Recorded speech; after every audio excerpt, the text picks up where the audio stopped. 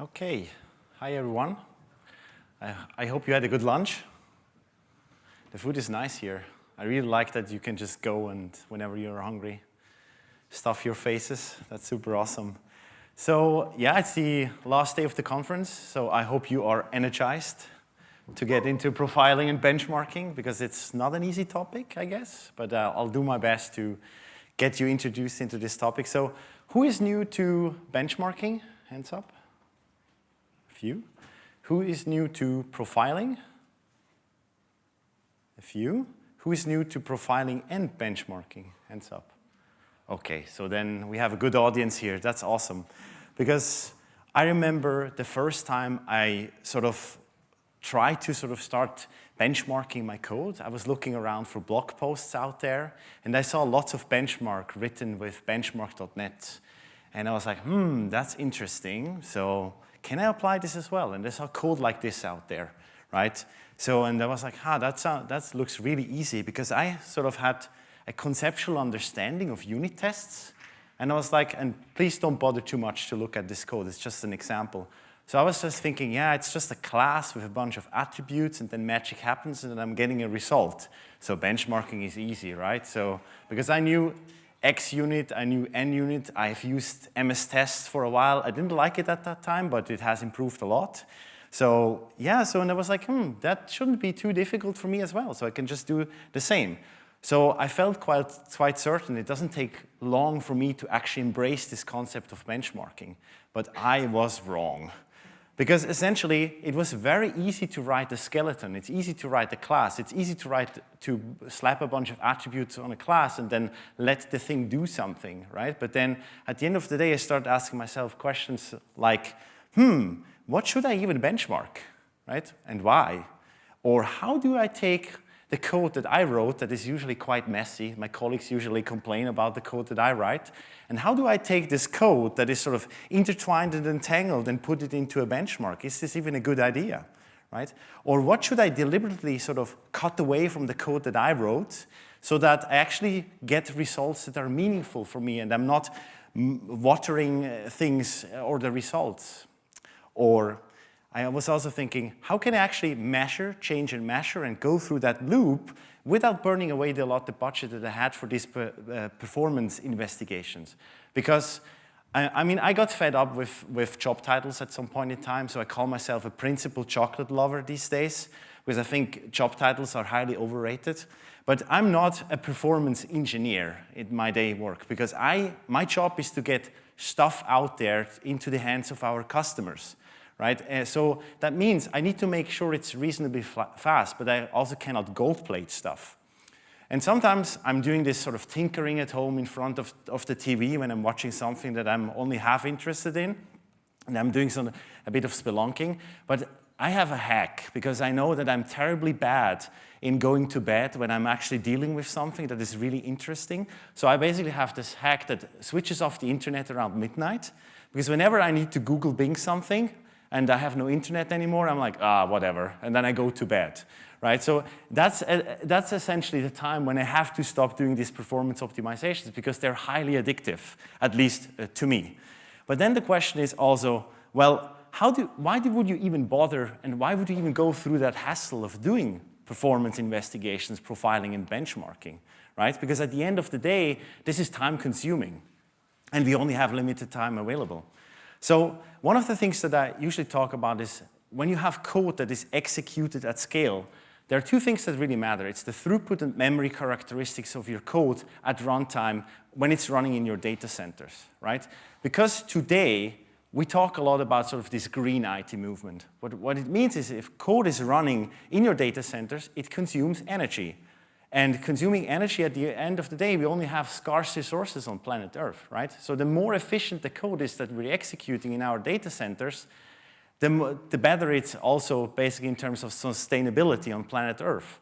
But you might be saying, yeah, but Daniel, come on, your green IT stuff, I've seen it. I don't want to hear it anymore. At the end of the day, when you're running, let's say, in a data center in Azure or AWS, doesn't really matter, right? Someone puts down a credit card, right? And then in the clouds, we have these virtual numbers like gigabytes per second, throughput units, premium throughput units, or whatever. They're making this stuff up so that we don't know what we're getting charged for, right? And at the end of the day, or at the end of the month, we're getting this huge cloud bill, and someone is going to cry a river and say, why did you burn that much money in the cloud? Right? So essentially, it's really important to make sure that the code that we ship at the end of the day is fast enough so that it doesn't burn away unnecessary resources, which directly translates into money in the cloud. Okay, but let me give you another example. So Microsoft has this awesome blog post series where Microsoft teams blog about their journey to, let's say, more modern .NET versions and different things. And there is like this blog post from the Microsoft Teams Infrastructure and Azure Communication Service team, and they essentially said something like that. We were able to see Azure compute cost reduction of up to 50% per month. On average, we observed 24% monthly cost reduction after migrating to .NET 6. The reduction in cores reduced Azure spend by 24%. So just by upgrading to .NET 6, they could benefit from the performance improvements that was in the runtime that the team, or the .NET runtime team, actually has rolled out over time, right? And as you can imagine, 24% monthly cost reduction, that's quite significant. I can assure you, when you go back to your work and only squeeze out 5%, 6%, 7%, in sort of less costs in the cloud, your bosses are going to be pretty happy. And then you can turn that at the end of the year in your salary negotiation to say, hey, boss, remember, I actually tweaked out some performance there in the data centers, right? But then in these talks, I have basically tried to come up with a very practical approach that I use in my day-to-day work so that you can also benefit from my knowledge and apply that in your work so that you can go through a series of steps that are highly practical. But one of the things you need to start first, and that's the beginning of the journey, is you need to become performance aware. One of the key principles that I try to apply to almost everything I do in software is that I'm trying to make explicit trade-offs as I go. So this also applies to performance. So I think a reasonably mature team should be performance aware. But what does it mean to be performance aware? Or is it sort of an all or nothing? Do I have to go all the way into becoming performance awareness? And I think not at all. So what I usually do is I always start with the simplest solution first. So basically, I have my requirements. I basically hack a piece of code together. I cobble it together so that it works, so that it passes the tests, right? And then once I have reasonable test coverage in place, and that's really important to me, because without test, I don't even know whether it's working, right? And I don't need to have like a full crazy test coverage, but at least a walking skeleton so that I know the things that are working. And then I start sort of applying a few questions to that stuff. So I'm trying to understand the context of the code. The first question I ask myself, and this is purely based on gut feeling of over 15 years of experience in the .NET space and writing good software, is how is this code going to be executed at scale, and what would the memory characteristics be? So this is really just, I'm looking at the code, it's like, when, I don't know, 1,000 requests per second come in here, what will potentially happen? Are there byte array allocations and stuff like that? How does that impact the CPU and the memory? Do I do something compute intensive here? Right? These are questions I'm asking myself. And then, once I've done that, I'm sort of asking myself, are there low-hanging fruits in there that I can just apply to accelerate this code? And one of the things that I usually do is, like, for example, when you think about this code is executed hundreds of times per second, and I'm newing up a new byte array, right? So I ask myself, can I move this somewhere else? Because maybe I can reuse this byte array, or can I introduce some type of pooling or stuff like that, right? These are low-hanging fruits, but the first versions might be just new byte array, because I don't need to optimize it when the code is not even working. And the next thing is, are there things that can move away from the hot path by simply restructuring it a bit, right? I mentioned the byte array. That's definitely something like that. Again, if I know this is not multi-threaded at all, there is no concurrency, I may be able to sort of optimize it. And then an important question for me is also always, what part is under my control and what isn't really, right? Because sometimes we're dealing with code from other teams, right? And they're probably also quite smart people. But whenever I discover something that is owned by someone else, whether it's another team, whether it's a third-party library, I might not get access to that code, or I might first need to knock at their doors and say, hey, friendly Daniel here, I discovered something. Would you maybe prioritize that in your backlog, right? So I need to have these types of conversations. Or if it's a third-party library, which might be closed source, I first need to open a ticket with them. They have their own priorities. So I'm trying to sort of sift through that maze of things to become aware of what's going on. So that is essentially what I'm doing in a nutshell on one slide. But the key is here to find the right balance, right? I don't want to over-investigate these types of things, but asking these types of questions at least gets me started becoming performance aware. And you can use that as well in your projects. And then the last one is, that's the most important one for me, what optimizations can I apply and when should I stop? Right? Because these types of things, for me at least, are highly addictive, right? Oh, a byte allocation less over here and some SIMD over there and blah, blah, blah. And then you burn a lot of time, but you never really know whether that's actually achieving a lot if you haven't shipped it actually to production, right? So we need to have it in production so that we actually know what's going on at the end of the day. Good. So if you want to know more about about concrete performance optimizations, you can do in .NET. You can watch this talk. Here's a QR code. If you don't manage to make a picture, I also will hand out the slide, a README to a GitHub repository with all the links and resources of this talk. Should you be interested in concrete performance optimization, you can do in .NET, but this talk is not going to be about that. Okay? Good. Now, here is what I call the performance loop. I use this all the time when I'm doing performance optimization, and I've come up with this practical way of doing performance optimizations so that I can do it in a structured way and so that you can do it as well. So I'm going to walk you through this performance loop that starts with profile using a harness, improve a hot path, benchmark and compare, go back to improving depending on the benchmark results, go back to benchmark, and then eventually, once you're done with that inner cycle, profile the improvements again, and then ship it to production to actually see whether it makes, in the grand scheme of things, an actual impact in your production system.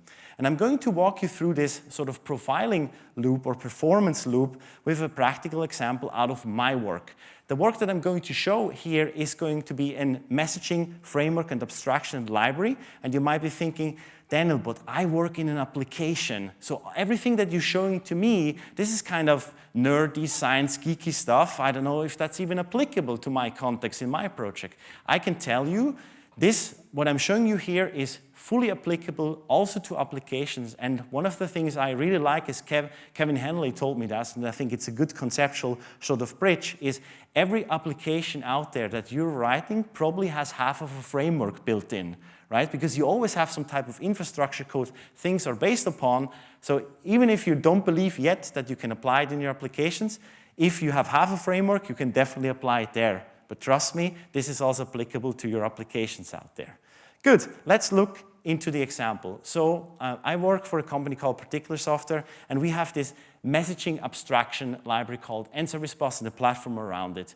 I don't want to go too much into detail, but basically, conceptually, you can think of there are queuing systems out there like RabbitMQ, Azure Service Bus, SQS, SNS, and this piece of code tries to efficiently pump messages from the cloud or in your on-premise data center, and it tries to call our customer's code. That's basically what it does, right, conceptually.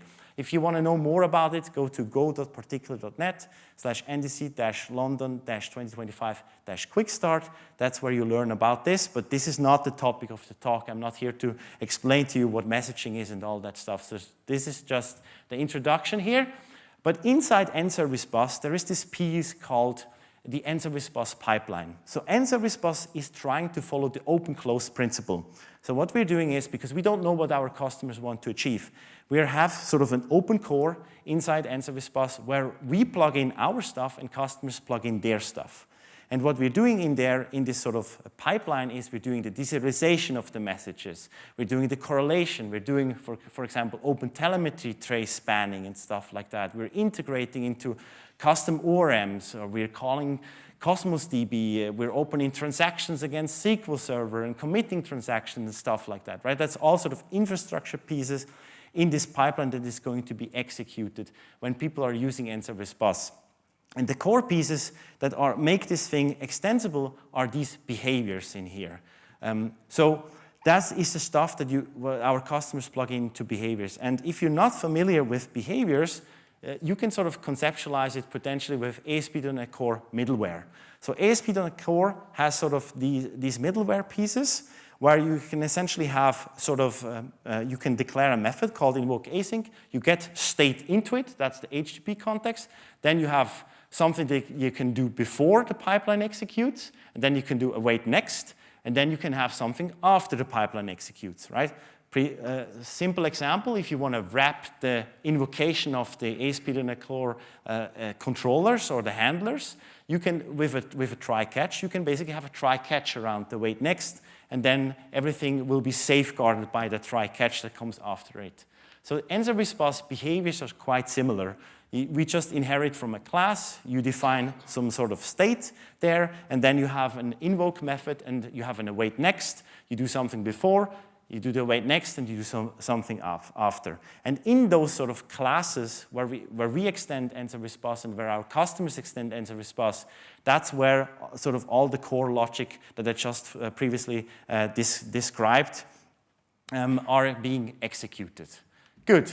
So my goal is, or was at the time, to sort of optimize this answer response pipeline. Why is that important? Because we never want to be in a case where a customer calls us or sends an email and says, hey, we have a problem, answer response is slow. What are you doing, right? Okay, we are not perfect. We are also making mistakes. But at least we want to make sure that we do our best to not ship bad stuff, right? So we want to make sure these things are fast. So the pipeline needs to be super fast so that it's not in the way of our customers' code, ideally. And we do that, we're entering now the first sort of step into this performance loop, which is profiling using a harness. So what I usually do is, before I get started with, I write a simple sample or harness that sort of makes it possible to observe the things that I want to sort of profile under a memory profiler and a CPU profiler. I always take two profiles. One is memory and one is CPU. So you might be thinking, well, but isn't there also a third profile? And yes, any complicated sort of application has probably I/O stuff, right? I/O can be database, can be HTTP client, and I/O is usually hundreds and thousands of times more expensive than CPU and memory, of course. You should also be using I/O profilers. You should look into your database queries and stuff like that, because you usually get more bang for the bucks when you're optimizing your database queries. This talk is not focused on that part, but I want to mention it, not that you think, oh, he totally cheated, right? But anyway, so I create this harness so that I can look at the different subsystem in play when I have these two profilers sort of attached. And since I'm sort of trying to optimize the answer response pipeline, I create a simple sample that just reproduces the minimalistic part so that I can actually observe the pipeline being executed and I can see the bottlenecks.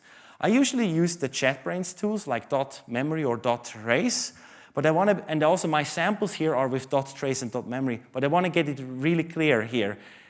You can use any tool. If you have a Visual Studio subscription and you have a Visual Studio Professional, it has built-in memory profiling tools that you can use. If you're saying, well, I cannot afford this for whatever reason, if you're a student, there is also stuff like Purview out there that you can use for free to sort of do profiling investigations. I want to warn you, Purview is a little bit of a steep learning curve, I must say, and every time I use it, I have to Google a cheat sheet in order to remember all the things. And as a matter of fact, I usually use a variety of tools, because sometimes when you're doing performance investigations, it's the kind of I know it when I see it type of principle. And every tool has different views optimized based on sort of the user experience that sometimes makes you like, here it is, right? And that's why I sometimes use different tools as well. So your mileage may vary. That's what I want to say here. Good. So how does the harness then look like for the answer response pipeline? So this is sort of the basic configuration. So what I'm doing here, basically I'm just setting up, it's a console application, I'm just setting up answer response. And what I'm doing is I'm using here MSMQ. Why MSMQ? Because it is on my machine. I'm using Windows as an example. It's old, it's rusty, it's outdated, but it just works. I don't have to set up any Docker container, nothing. It's local, it's reasonably fast, it gets the job done. Good. then what I'm also doing is I'm saying, well, let's use a reasonably fast JSON serializer. I'm using here system text JSON because, again, I'm not measuring, I'm not comparing serializers. I'm just using one that is out of my way, super fast. Then what I'm also saying here is I don't want to see any I/O. I'm not interested in I/O. I don't want to see Cosmos DB or stuff like that because that might light up in my performance profile to be very huge and sort of distract me from the investigations that I want to do because I want to measure the pipeline invocation. That's what I'm doing here. And then what I'm doing is I'm publishing messages to MSMQ, and I'm doing that parallel, concurrently. So I'm publishing 1,000 messages. That's what I'm doing here. And I know, with my conceptual understanding, when this publish method is going to get called, that's where the publish pipeline is going to be executed. So I'm getting into the direction that I want. Then the next thing that I'm doing is I'm setting various sort of console write lines and console read lines so that I know, for example, the warm-up phase is done, and now is the part where I can attach the profiler, and that's where the things are happening that I want to see. And you conceptually, for your applications or for your libraries and frameworks out there, you can do exactly the same, right? You're creating a harness that sort of reproduces the minimalistic part that you're interested in. And then, on the other hand, because I'm publishing messages to MSMQ, I have to receive them again, because with my conceptual understanding of the framework, I know that when I receive it, I get then the receive pipeline coming in, and that's the second part of the pipeline that I'm interested in, because I want to have a holistic picture. But I don't want to show you just answer response. I also want to give, or how we did this with answer response, I want to give you a sort of practical guidance, what you have to consider when you're writing your own harnesses to actually attach the profiler. So one of the first things that you should always think about is it should be compiled and executed in release mode. And you might be thinking, but Daniel, that's so obvious, come on. But it's actually interesting because most of the IDEs that you use, the default mode is the debug mode, right? Because they want you to optimize for F5 and then debugging session.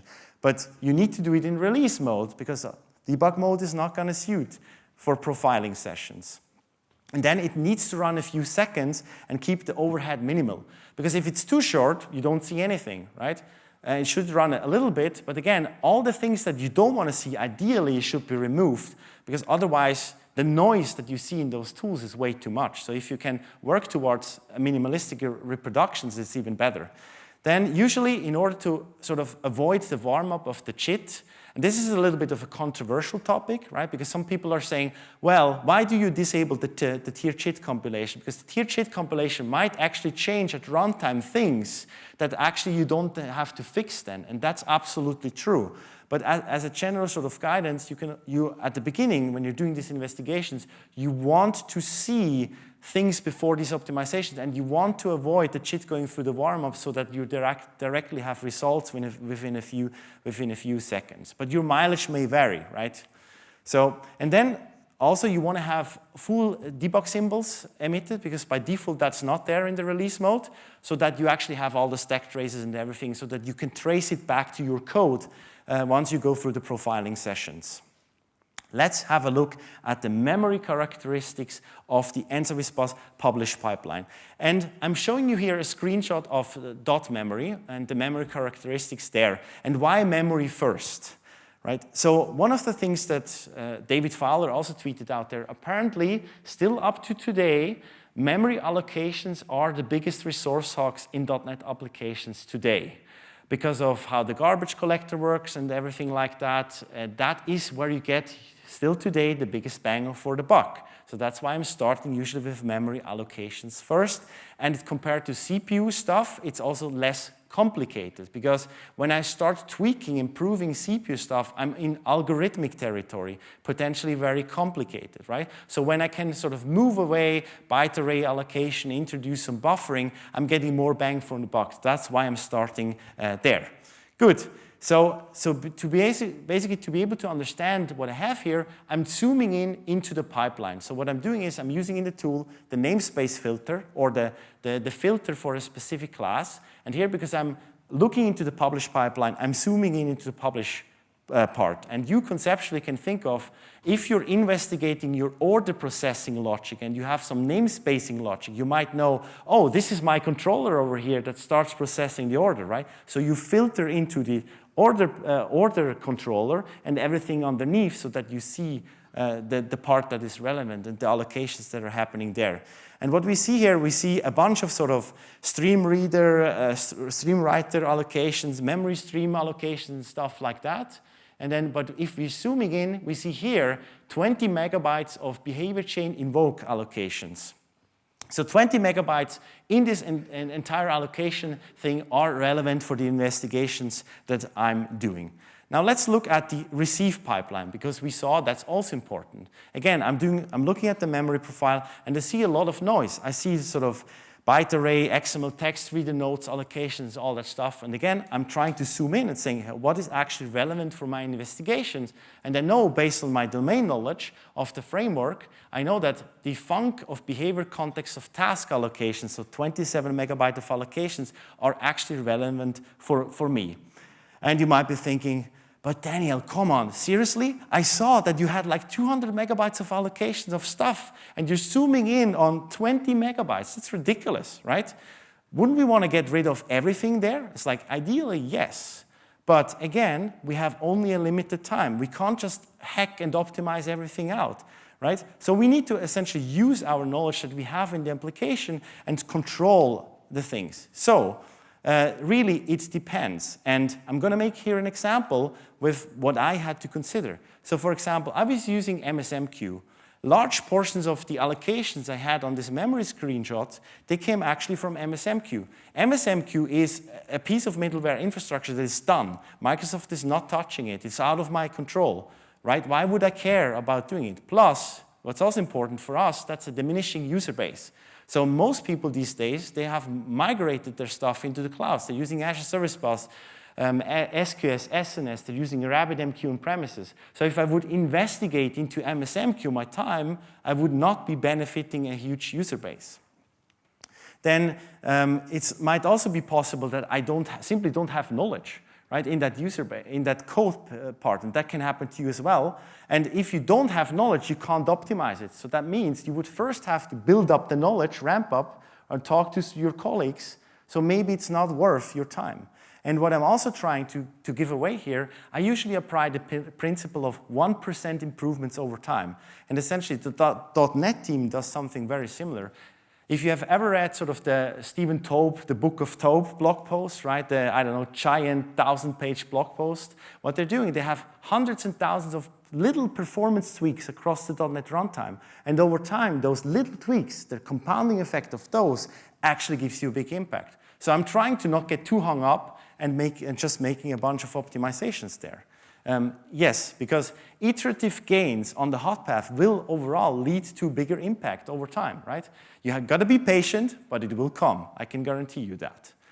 Good. And then last but not least, it's all the pipeline optimizations that I can do that are independent of MSMQ.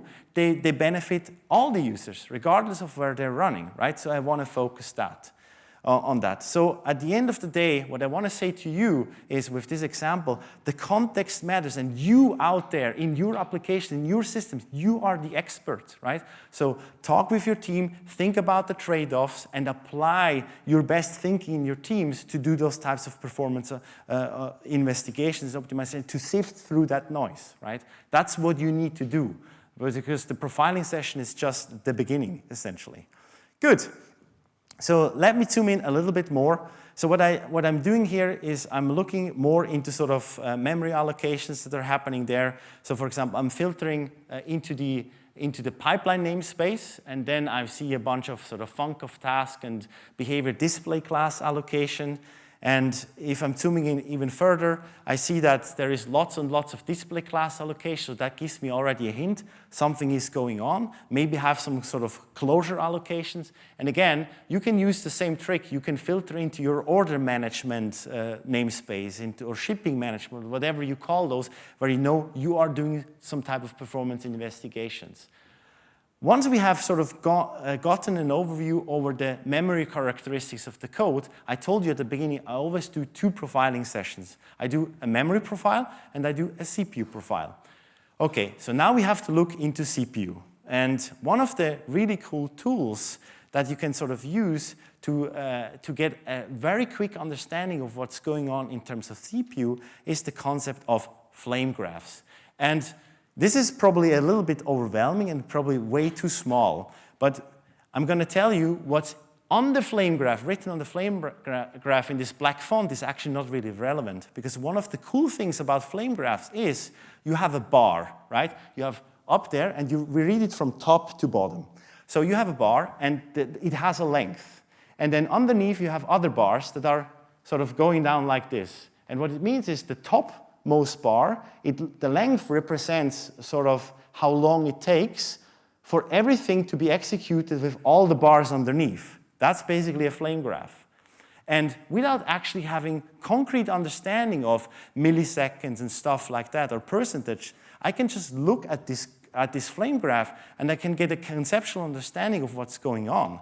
Right? So because what I can do is, I can see there's a bunch of red stuff over here, and there's a bunch of orange stuff, and with my knowledge, I know this is actually domain-specific code, the orange stuff. And I can see there is a relationship between the red stuff and the orange stuff, and the red stuff is way too much. So what that means to me with my spider senses is, well, there is way too much infrastructure code being executed that takes a lot of CPU away that we might be able to optimize. And I can do that just by looking at the flame graph. And when you zoom in, you see that even better, right? Essentially, the orange part is super, super small. But if you're saying, yeah, flame graphs, okay, Daniel, I think I understood it, but I'm not sure if I'm going to use it. Well, every tool has usually sort of hotspots overviews you can go into. So, for example, .trace has this hotspot overview that shows you for a specific code path, shows you the hotspots. And what I can do here is I can just look at the hotspot, and I can see percentages of sort of the relationships of the things. And when I zoom in, I can see that 20% CPU is spent on this behavior chain invoke, and 12.3% is sort of spent on the other one. So for me, that means 32.3% of the CPU is entirely spent on infrastructure stuff that hopefully I can at least make smaller, or potentially even get fully remove, ideally. And on the receiving end, it is slightly less dramatic. But when I zoom in, I can see here that I have 9.2% and 4.8% of infrastructure code that is being executed there. So basically, a seventh of the CPU that I'm using for executing the receive pipeline is spent on stuff that I probably don't want to have. Good. Now I understand what's going on, right? And that helps me to sort of navigate that maze, and now I can actually start making some improvements. And let's look at what we can do in terms of improvements. So before I even really improve, I usually put tests in place, if there are not tests there. Because without tests, right, we might be actually making improvements, but it will be faster, but it might be absolutely broken, right? And then we're not helping at all. And when we're just building the performance culture and we're shipping broken stuff, I can guarantee you will get no budget in your project to do more of these types of investigations. So luckily, in my case, we already had a bunch of tests, but what I was thinking, I had a specific improvement that I might be able to do just by doing these investigations in my mind. And so what I did is like, okay, I'm going to mock around with some state management and things and like that. So what I did is I put tests in place that make sure that the state that I accumulate per pipeline execution never leaks out. So I put a bit more test cases into place, right? So I'm not going to talk about the improvements here, but you can go read it up. It's 10 times faster execution with compiled expression trees, or how we achieved 5 times faster pipeline execution by removing closure allocations. The blog posts are there if you're interested to read things up there. And I know these are all clickbaity titles, but we actually improved the throughput of the pipeline with the performance investigations 10 times, and another 5 times after we already have achieved 10 times improvement by doing these types of performance investigations. Good. Once I have sort of done improvements, and again, I call this the inner loop. It's usually not just improve and benchmark and done, if I'm lucky. Sometimes it's improve, benchmark a bit, see in what direction things are going to get a good feeling, and that sometimes triggers new ideas. And then I improve again, benchmark again, improve again, and benchmark again, right? But let's have a look at what we can do. So what I usually do, I use this hack, what I would say, because one of the things that is sometimes tricky is how do I actually get stuff really under a benchmark, right? Because when you read all these blog posts about benchmark.net, people usually show you like string concatenation, string builder versus this and that, or calling a static method, and that's nice. But I can tell you the code that I write is never that clean, right? Because usually software has dependencies, is intertwined, is messy, it sort of grows over time, right? So how do I take this and just measure it? Like if you're lucky, you might be able to add internals visible too and call some static method in your code, right? But you might want to sort of come up with an approach that allows you to sort of find the right trade-offs. And yes, so software that I write or software that I've looked at is usually quite messy, like all the wiring on this picture, or as Gordon Ramsay would say, software is usually a disgusting, festering mess, but it makes money out there, right? So we have to deal with this. So what I usually do is I create a new repository, and I extract the code. I copy-paste code. And you might be thinking, oh, Daniel, but copy-pasting code, that's the source of all evil. That's how the mess starts. And you're right and wrong at the same time. Because what I'm doing is I'm doing sort of a controlled experiment. So I take the code under question, and I copy-paste it into a dedicated repository or a folder within the same repository. I start there. And then what I'm doing is I sort of adjust the code that I have to the bare essentials to create a controllable environment, because my teammates might be still working on it, it might sort of move forward, so I want to have a controllable experiment where I strip away the stuff that is not relevant.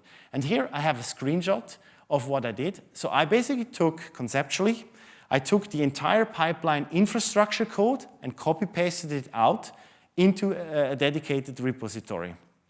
And then what I've done there is I asked myself a few questions. What is actually relevant? So I removed all the behaviors that are not relevant out of that code base. Luckily, it was already following the open-close principle.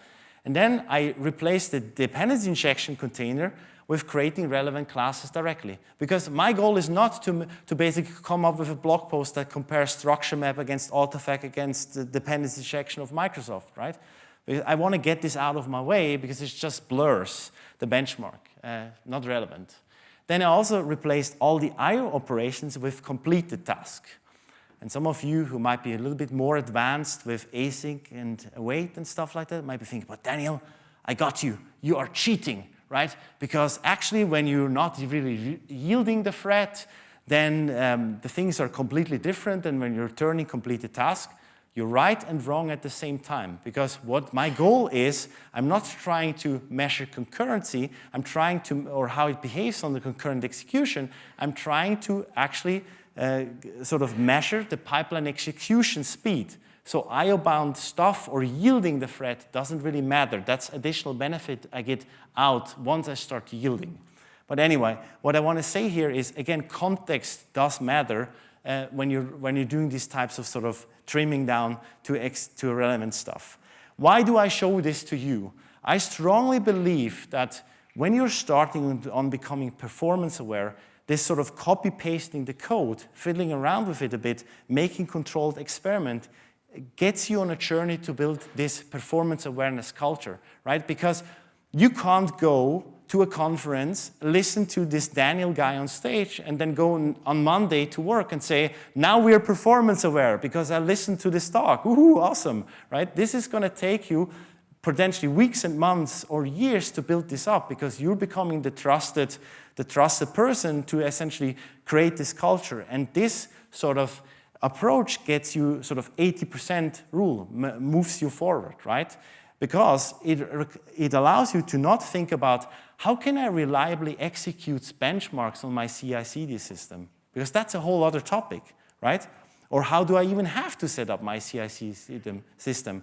Do I need dedicated hardware, or can I run it on my shared DevOps runner? Or what are the consequences of that, right? All these types of additional questions you don't have to ask yourself. So that's why I'm showing you this approach by copy-pasting code. Again, the trade-offs are really important to me. At the beginning, I told you that I sort of started on this journey conceptualizing benchmarks with, it's similar to a unit test. But this is actually not a good analogy, or it's not even a good mindset to have. Because what is a unit test? A unit test usually is you have a class with attributes, and the result is it's either green or it's red. So it's passed or failed or maybe ignored, right? Hopefully not too many tests are ignored. But a benchmark is completely different. So first and foremost, the result that we're getting out of a benchmark is we're getting a distribution of values, right? We're getting averages, means, standard deviations, and stuff like that. So what that means is the result is not green and red, right? We're getting these distributions, and in order to get these distributions, we need to execute the benchmark hundreds and thousands of times. So that means those benchmarks, they take seconds, minutes, even hours sometimes, depending on how much we're essentially benchmarking, right? So that's a huge difference there. So we need to essentially execute those benchmarks until they are stable, we're getting stable results, to actually know that we get the statistically significant results there. And again, they're taking minutes or hours to sort of execute. And what's also important is with unit tests or with integration tests or acceptance tests, whatever you want to call those, we usually focus on sort of all sort of the edge cases. But because benchmarks takes minutes or sometimes even hours to execute, we need to focus on the most impactful common cases for things that are on the frequently used or hot path, right? And with the least amount of permutations. Because the more permutations we have in the benchmarks, the more execution time it takes, and the longer it takes until we get results. So we need to make careful trade-offs there. And yeah, what I usually want to advise you, if you're doing these types of benchmarks, derive when you can the permutations and the values you input from actual production cases, right? Because then you know that you're benchmarking the code under the values, under the constraints, under the restrictions of your production system, and that gives you actually statistically significant results. So I did that. So what I've done is I've essentially created a pipeline execution benchmark, and don't worry too much about this code. I'm going to quickly walk you through, but it's more about sort of the setting and sort of the trade-offs that I made on this slide and not about the actual code. So I wrote this sort of pipeline execution benchmark, and if we zoom in, what I'm doing here, I'm basically using the global setup to set up the pipeline. I'm not interested in measuring the warm-up time of the pipeline, if there is any warm-up. I just want to make sure the pipeline is there and that I can execute it. So that's what I'm doing here. Then what I've done is I've thought about what are permutation values I want to input into the pipeline benchmark. And I went actually through Salesforce, customer cases and whatnot, and I looked at how many things do we put into the pipeline? How deep is a pipeline? And I came up with values like 10, 20, and 40. So I'm saying, okay, in the wild, with stuff that we add, we have these three cases that sort of standardize the deepness of the pipeline so that I can actually understand how does the deepness impact sort of the execution of the pipeline, right? And I could have come up with 50 values here. But again, if I do that, then this takes ages in order to execute. So I need to make reasonable trade-offs there. And the next thing that what I'm doing is it's on the top. I'm adding the short-run attribute, and I'm adding the memory diagnoser. Memory diagnoser tells me how much memory this consumes. Short-run is basically just a way to say, just do a quick run so that I get some results. But it's not yet statistically really significant. But what I want to do is, right, because I'm in this sort of benchmark improve type of loop, I don't want to spend 10 minutes every time I tweak my benchmark. I might want to spend 1 minute to get some results, looking, am I going in the right direction? Yes, no, course correct, and go. And only after these iterations, when I know, I'm on the right track, then I do an actual long run, which probably takes 10 minutes, 12 minutes in order to get some statistically significant results. And at the end, I basically just execute the before and the after, compare it against each other. So that's pretty much the pipeline execution benchmark. Good. So now, if you execute this, you get results. And in this specific case, it looked like that. And here, as we can see, we have the before and the after. So after my optimizations, we have the pipeline depth. and we can see that my improvements actually did lead to actual improvements. So the Gen 0 garbage is gone, we have no more allocations, and it's actually five times faster, more or less, if I can do the math. So we can see that the improvements that we have done, they're now measured, measured, compared against each other, and we know we are on the right track.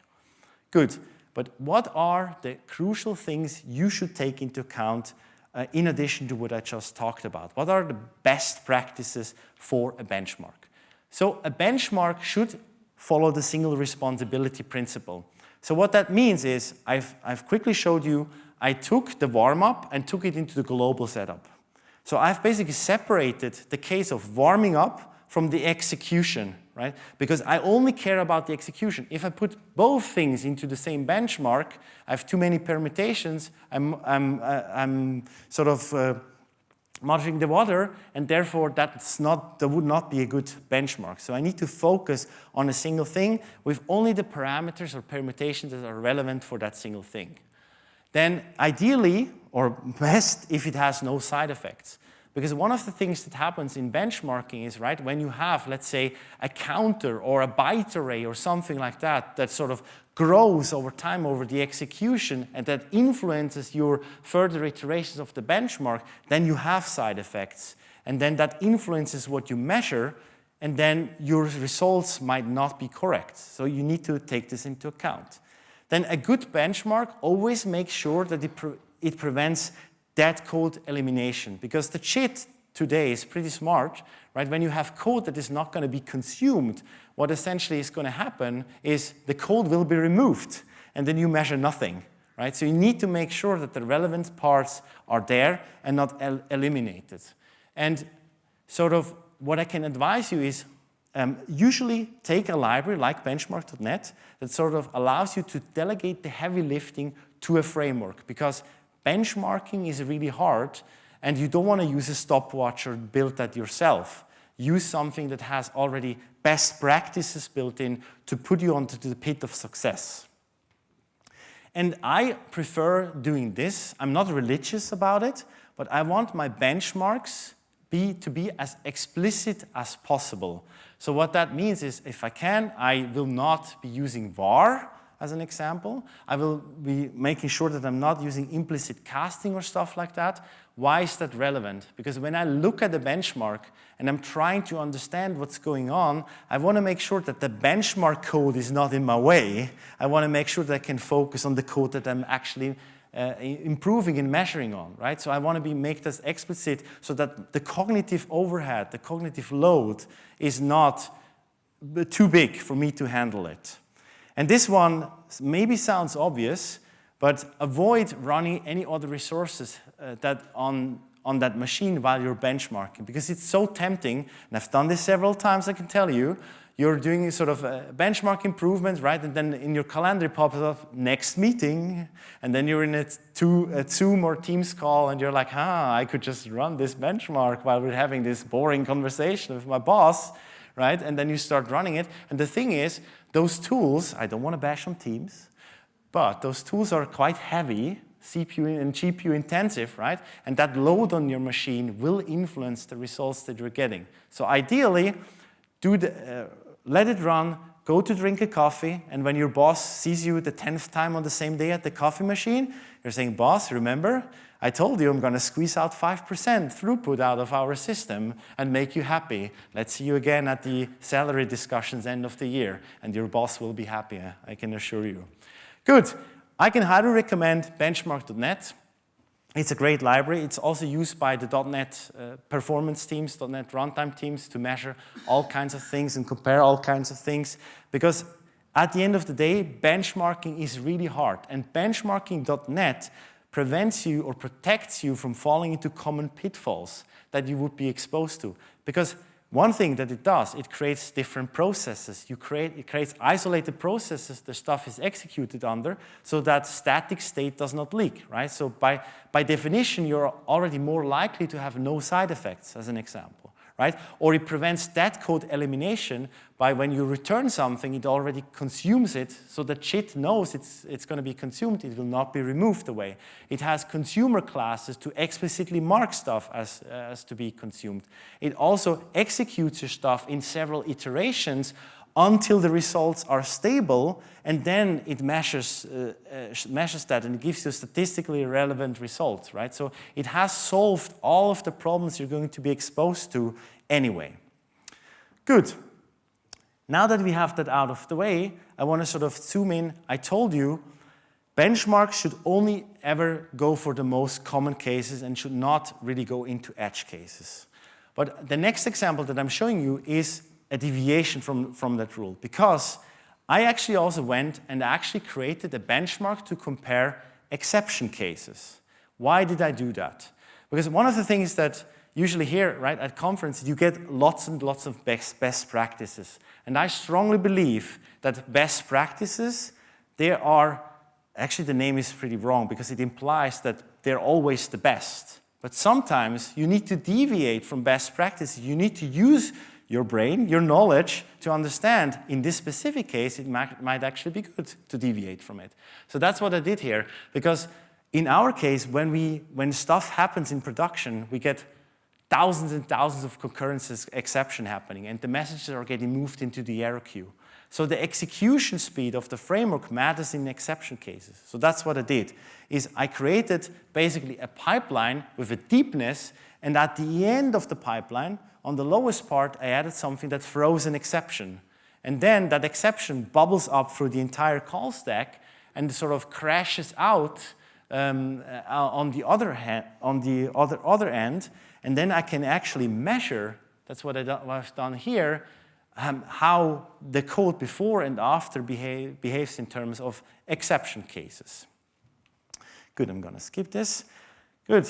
So, but once we have done that, once we have sort of done the improved benchmarking loop, I always advise you to actually take the improvements that you have and put it back into the test harness and profile it again. Why does this matter?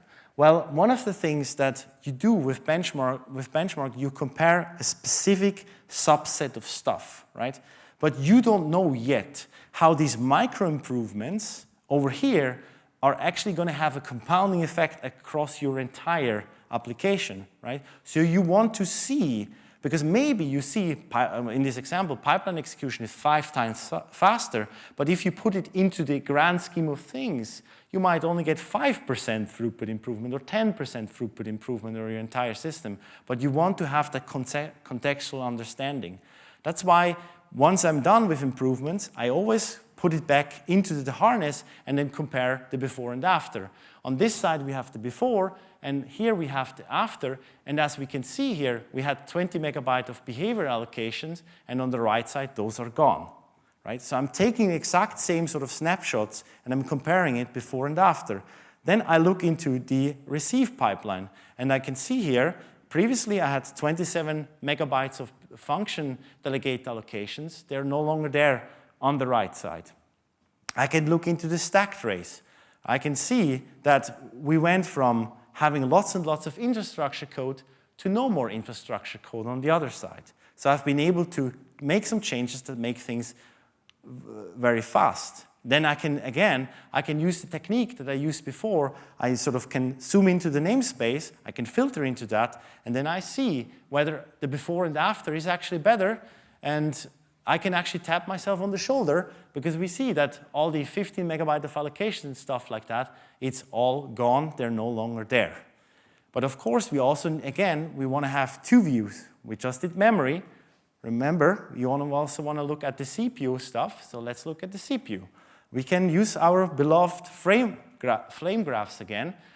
We have the before, and then we sort of, when we zoom in into the after, let me compare this on side by side, we can see sort of the relationship between here, lots of red stuff, a bit of orange stuff, towards less red stuff, more orange stuff. We can actually see how now the business code starts to sort of highlight up. So we have managed here in this specific example to reduce the 32.3% CPU overhead on the publish operations, and the 14% of receive operations, they're all gone. And that's also directly visible here in the flame graphs without actually going into these percentages to compare it. Good. So one thing that I want to give away here as well is I taught you about this concept of copy-pasting code, right? And one of the huge drawbacks this copy-pasting code has is that you freeze the code somewhere and it doesn't evolve, and you have no insights into whether you're getting regressions, right? It could be possible that a team colleague or yourself 3 months down the line, because you don't remember anything, right? You go back and you tweak the code. Never happens to me, by the way. You tweak the code, and then you break stuff, right? And on the journey to become more performance aware, you probably want to investigate into some form of regression testing, right? So and you can do that. So when you use benchmark.net and when you use the result comparer tool from the .NET runtime, .NET performance repository, and the link is in the slides. I give it away towards the end in the handouts. What you can do is you can take a Git SHA, right, your before. You can run your benchmark with .NET Run, release, of course, not debug, right? Your framework, and you say, store the artifacts in this folder. And of course, you can do that on your CI/CD system if you want to, right? And then you execute, you forward your Git SHA to the next one, or on your branch, whatever, right? You then execute exactly the same benchmark, and you say, store the results over there. And then you use the result compare tool on the bottom, and you say, please compare the base against the other one, and my threshold is, let's say, 2%, right? You're saying, okay, we're willing to deviate 2%, regressing 2% more or less, and if it's more than that, it immediately fails, and you know we did regress. I want to give you a bit more hints, because one of the things you usually might be asking yourself, how many of those benchmarks should we actually store? I would advise you to throw away most of the benchmarks, because the benchmarks, they are just an artifact, a tool that you use to find out in specific optimization scenarios to get somewhere, right? Keep, for a regression testing perspective, keep the most important core pieces of your infrastructure around. Why does it matter? Because like any other code, this stuff might also have to be maintained, right? Because if it lives side by side with your code, unless it's a different repository where you pull in dedicated NuGet packages or something like that, where you already are that advanced, I don't know, right? But it has to be maintained, and the execution, the more of those that you have, right, the more time it takes, and therefore it's also it becomes over time a slower and slower tool to give you insights into what's going on, right? So you want to, again, you want to keep the right balance of those things around. There is also more guidance if you're interested in that link, preventing regressions, from the .NET performance team. I can highly recommend to you to read it. Last but not least, I want to talk about when we are going onto this path of starting to execute those benchmarks or regression tests on a CI/CD system, we have to talk about the elephant in the room. And the elephant in the room is this one.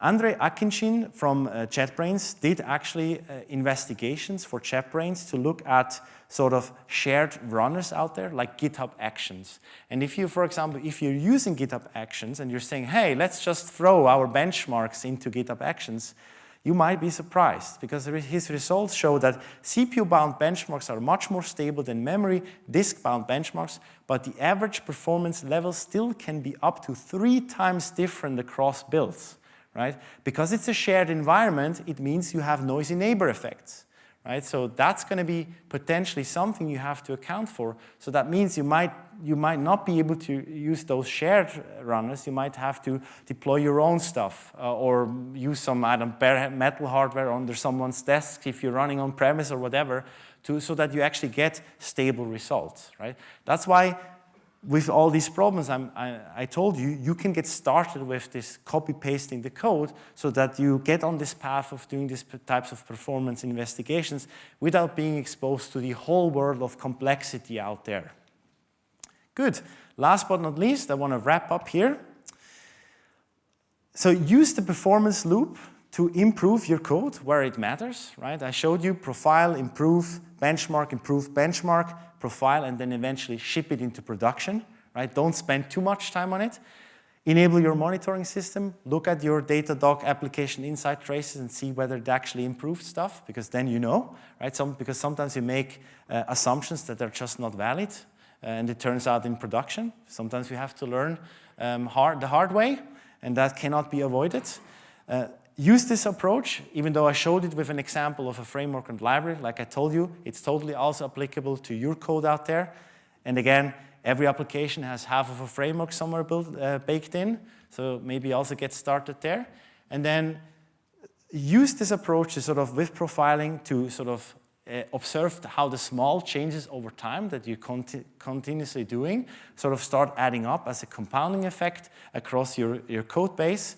And what I would strongly advise you to, because I usually hear that, people are looking at some piece of code and they're saying, well, this code is crap. We need to rewrite it, right? How many times have you heard this in your projects? And I can tell you, this is almost never successful, because you're going to make the same mistakes because you are not informed, right? And if you're going and apply this principle of continuous improvements over time, you learn a ton about the code bases. You learn a ton about the assumptions, how it runs in production. Write down those bits and nuggets into your architecture decision record or decision record log or whatever, into the PRs. So, and then once your understanding is good enough of the piece of code, you then might not even need to rewrite it, or if you actually are starting to rewrite it, you can use this knowledge plus all the benchmarks around it to make sure the new code is extremely fast to the needs that you actually need for the specific use case, right? I do not believe that these blanket statements out there where people are saying this code is shit are actually valid things. So in the majority of the cases, it never actually works. Good. That's that. So all the stuff that I showed you today is available also in handout form with lots of explanations and screenshots and everything and code samples on github.com/DanielMarbach/beyond-simple-benchmarks. There is a QR code you can scan. And I also have here business cards on the stage. Grab yourself a business card if you want to shoot me an email later. I will also, for the people that give me feedback of the talk or tell me what they particularly liked, send me an email or reach out to me over LinkedIn or social media. I will raffle towards the end of the weekend a JetBrains Ultimate license to those that give me that feedback. I will also be at the particular software booth for maybe half an hour, but then unfortunately I have to go back to Switzerland. So yeah, hopefully you had a good time and have a great weekend.